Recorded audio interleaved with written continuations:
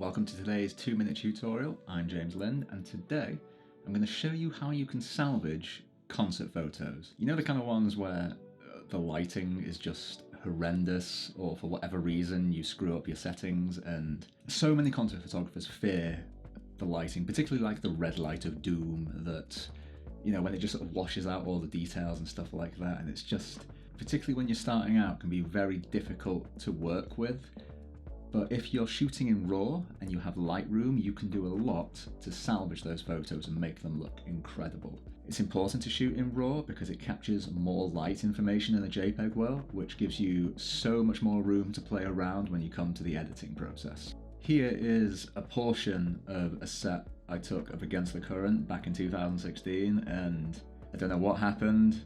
I just completely fluffed the settings basically. Just look at it, it's horrendous. They're all pretty much overexposed. They just look horrendous. Like these ones in particular, these last ones are just so bad. If they were JPEG, they would be going in the bin. But I've had a lot of people asking me how I salvage this particular photo, so I'm going to show you guys how I did it in 2 minutes, and the same kind of principles apply to salvaging all photos. So don't focus too much on like the specific numbers of each slider and whatnot, because it's going to vary depending on the photo that you're using. It's more about the principles of knowing which panels that I'm using and how I'm using them to just sort of play around. So let's get 2 minutes on the clock and get into it.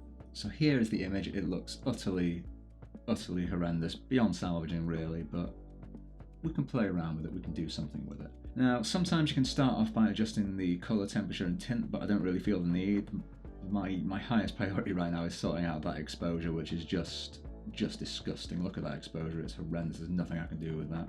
So we're going to lower the exposure until, that's a bit too dark. About there should be good.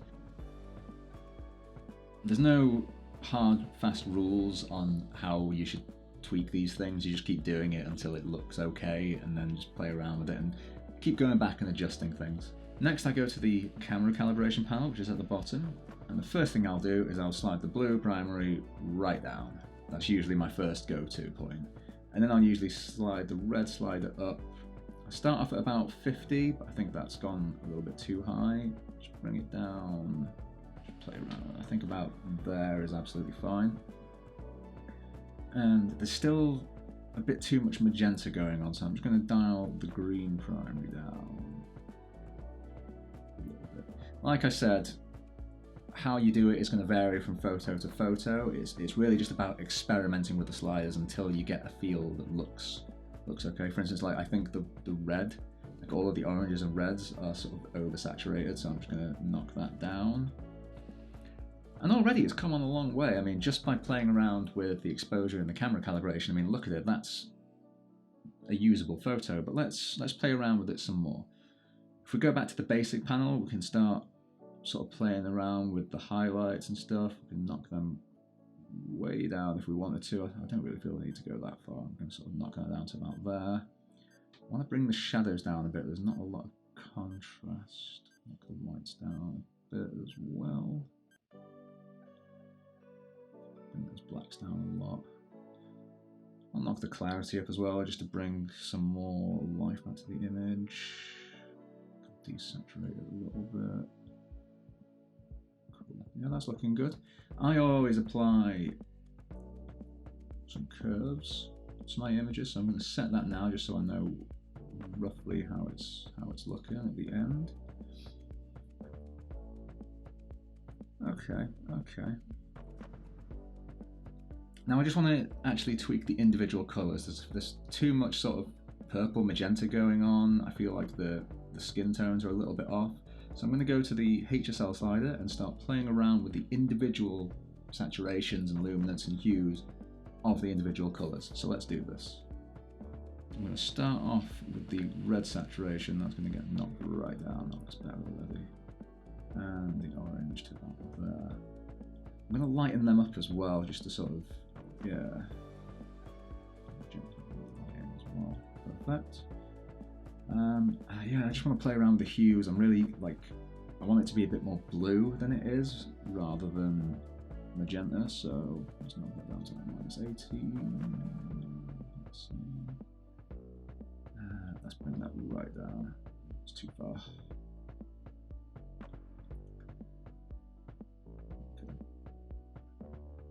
Slide that way. That should become a bit more blue. It's probably too far. Yeah, about there. I'm happy with that. And just down saturation of the orange down just a smidge more.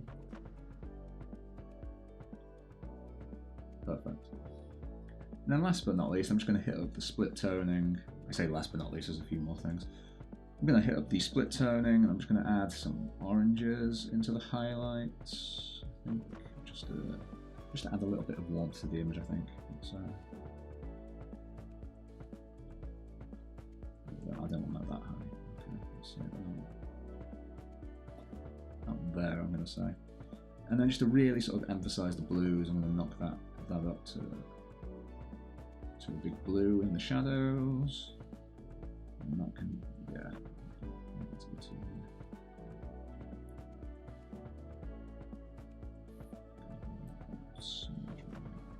Still not happy with that.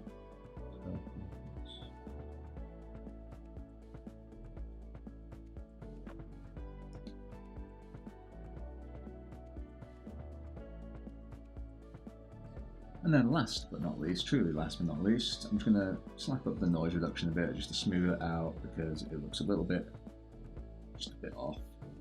And maybe add just a bit of post-crop vignetting just to really sort of tidy up the image. And that's pretty much it. I mean, that in and of itself is good to go. If you really want to, you can then throw it into Photoshop and just spruce it up a bit more and add some more to it. But that in and of itself is now a usable photo. And all in about 2 minutes just from playing around with sliders. And like I said, it is going to vary between photos, but you've just got to experiment with the look. Like I said, I think the key things is playing around with the exposure panel and then the camera calibration panel. Like those are like the big panels that will really help to sort of redeem your work. Then of course the HSL panel just really allows you to sort of fine tune it from there. Yeah, I hope that's been a little bit helpful. I know I've not really gone into detail on the individual processes. It's really just to give you a sort of a rough idea on how you can play around with these kind of photos, particularly when they're a bit overexposed or the lighting's just a bit off. And hopefully it'll just give you an idea of where you can start with these kind of things. So if you did find it helpful, give it a little thumbs up because it helps get the videos shown to more people, and subscribe for more tutorials coming on the way soon, which we'll see you guys again soon.